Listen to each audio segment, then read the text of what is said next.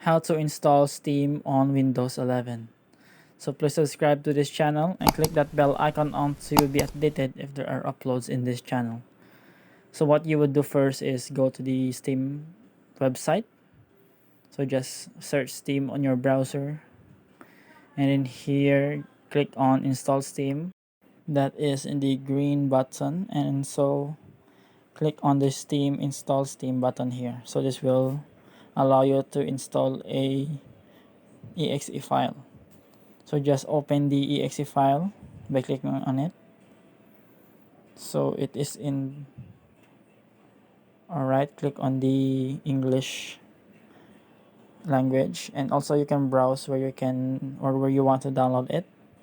So just follow that steps and you'll be able to download Steam, and you can open it with no problems.